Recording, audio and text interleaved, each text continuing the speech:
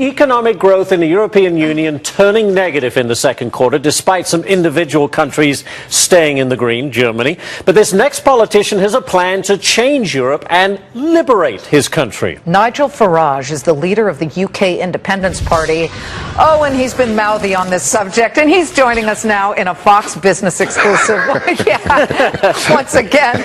Listen, we can't see those clips enough, because you're not wrong when you talk about how the European zone, the Eurozone, of which the UK is not a part, it looks like the Titanic, and all of the comments that you've made. But has anything changed since you went on that tirade a couple of months ago? Do you see it any differently, Nigel? No, not a bit. In fact, things are actually getting worse. I mean, we've now got Mario Monti, who is the unelected, appointed Prime Minister of Italy, almost begging for his country to be bailed out because, as he says, he fears that parliaments may derail the project. So what they're actually saying now in Europe is we must not let democracy intervene with our great grand project. So no, nothing's got any better.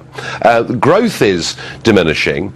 And whilst you're quite right to say that the UK is outside the Eurozone, we're still part of the European single market. Correct. And these growth figures are not just a reflection of what's going wrong in the Eurozone, and we know that in, countries like Spain and Portugal and Greece, the whole thing's a disaster. We're also talking about the fact that the UK and the Eurozone are part of something that is called the European social market model. And what that means is that we now believe in Europe, that we haven't got to work very hard, we can all pay ourselves huge minimum wages, we can all take 6 months off if our wife has a kid, and we're living in this sort of Noddyland, where frankly we're not facing economic reality. So, even though the UK is not part of the Eurozone, we are being constrained and constricted by being part of something that frankly begins to resemble communism in terms of its belief that the state and government and legislation creates jobs. It doesn't, it destroys them. Nigel, I'm talking of Noddyland. The UK, you think, should be out of the European Union. What would that do to trade? Would it be more expensive for the UK to actually do business with the remaining European countries? I mean, what's the benefit? What's the UK getting out of it?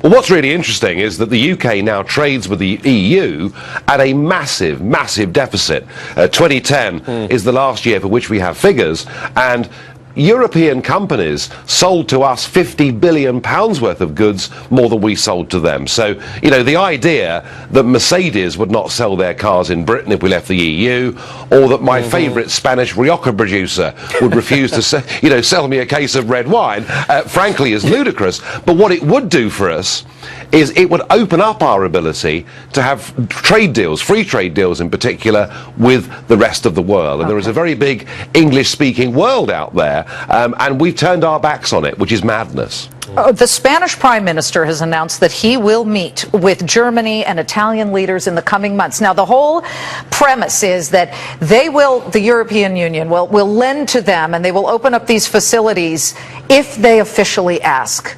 Are the Spanish going to officially ask, and what must you think of that? Well, I mean, the Spanish, in fact, will be forced to ask. But think of the irony of the Spanish Prime Minister meeting the unelected, appointed Italian Prime Minister, Mr. Monti. I mean, look, for goodness sake, Italy's going bust itself! And the first Spanish bailout, and this is absolutely true, the agreement was to lend $100 billion to Spain to help its banks at a rate of 3%, and Italy was 20% of that package, despite the fact Italy has to pay 7% to borrow that money on the international markets. So, I mean, the whole thing is an absolute nonsense, and if Spain's in trouble, just wait till this circus moves on to Italy. And, well, with Nigel, what is the solution to all of this then? Just break up the Eurozone and go back to the way it was? Break up the Eurozone, recognise that it's a total misconstruction, recognise that floating currencies work rather like a golf handicap works. I could go out and play against Tiger Woods with a handicap, but if I was pegged to the same level as Tiger Woods, it wouldn't work for me. And that's effectively what you've got when you tie Greece and Germany together, because they're completely different economies. That's step one. Step two.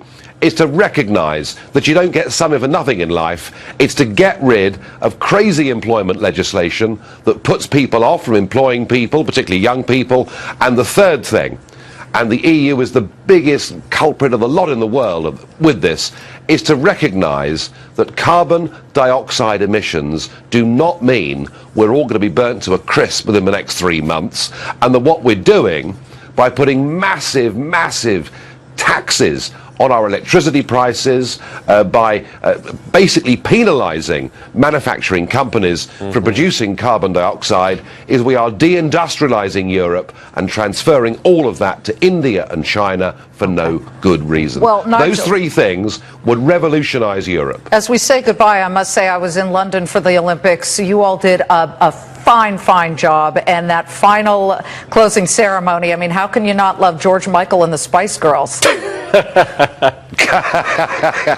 Yeah, I never thought I'd say it, but it was great to see the Spice Girls back. And hey, Team GB. My thoughts entirely. Team GB. There you go. Nigel Farage of UK Independence Party. Are you surprised he's with the Independence Party? No. See you next. You didn't frankly have the balls to put country before party.